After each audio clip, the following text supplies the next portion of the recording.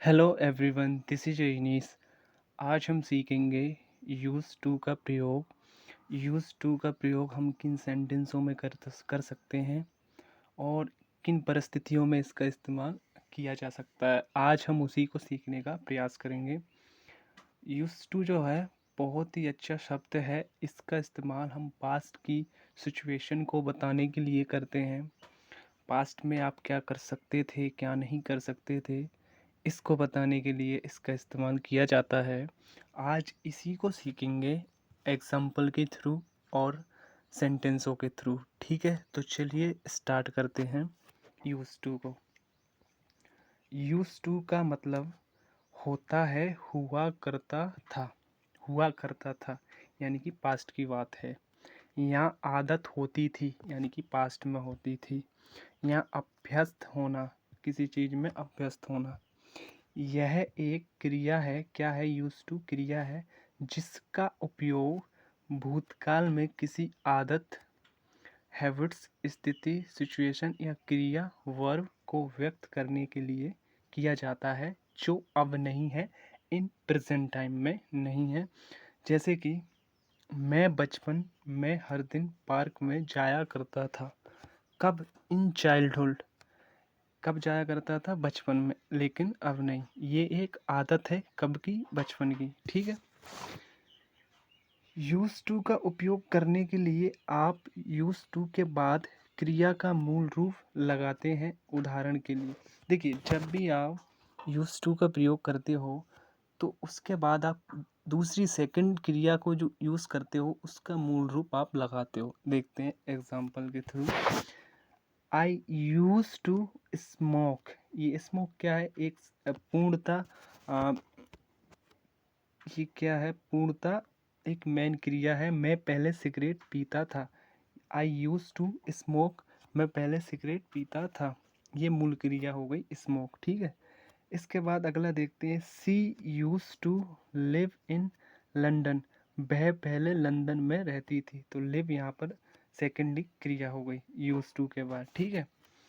We use to मूल क्रिया यही है जो सेकंड क्रिया है, और ये पहली जो क्रिया है इसका इस्तेमाल हम इसको बताने के लिए कर रहे हैं। ठीक है।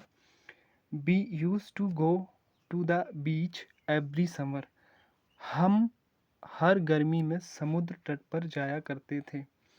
तो देखो, ये पुरानी आदतें ही बता रही है जो अब बीत चुकी हैं, जो पास्ट हो चुकी है। उन्हीं आदतों को बताने के लिए हम यूज़ टू का प्रयोग करते हैं। मैं पहले सिगरेट पीता था। I used to smoke. वह पहले लंदन में रहती थी। She used to live in London. हर ग, हर गर्मी में समुद्र तट पर जाया करते थे। We use to go to the beach every summer. Okay. अब अगला देखते हैं। चलिए करते हैं शुरू। यूज टू का उपयोग यह बताने के लिए भी किया जा सकता है कि किसी चीज के प्रति आदि या अभ्यस्त थे। पहला हमने देखा कि यूज टू का प्रयोग हैबिट्स बताने के लिए हो सकता। अब यहाँ भी हम आदि या अभ्यस्त होने के लिए भी इसका इस्तेमाल कर सकते हैं। ठीक है।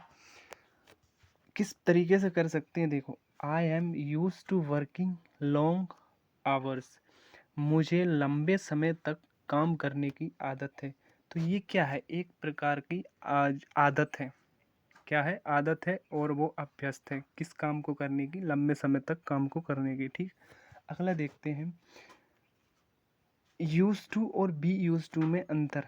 अब हम अंतर देखते हैं कि भाई यूज टू क्या होता है और वी यूज टू क्या होता है। अगर हम use to versus we use to को देखें तो इन दोनों में अंतर क्या? यूज टू का उपयोग भूतकाल की आदतों, हैबिट्स, स्थितियों, सिचुएशंस, क्रियाओं, वर्ब्स को व्यक्त करने के लिए किया जाता है। ठीक है। किसका? यूज टू का, जो अब नहीं है और जो प्रेजेंट टाइम में प्रेजेंट नहीं है। वी यूज टू का उपयोग किसी चीज के प्रति आदि या अभ्यस्त होने के लिए किया जाता है, और यह भूत में भी हो सकता है, वर्तमान या भविष्य को संदर्भित करता है। वी यूज टू का मतलब आप इसका इस्तेमाल सेम तरीके से कर सकते हो। कब कब कर सकते हो? भूतकाल में, पास्ट में, वर्तमान प्रेजेंट में या भविष्यकाल में यानी कि फ्यूचर में। ठीक है, तो ये इन दोनों में अंतर है। यूज्ड टू का प्रयोग यूज्ड केवल आप पास्ट टेंस में कर सकते हो आदत बताने के लिए, ठीक है, जबकि बी यूज्ड टू का आप तीनों टेंसों में यूज़ कर सकते हो। Hopefully that is all clear. आशा करता हूँ आपको समझ आया होगा। तो मिलते हैं नेक्स्ट वीडियो में, तब तक के लिए खुश रहिए, पढ़ते रहिए, मस्त रहिए। जय हिंद, जय भारत।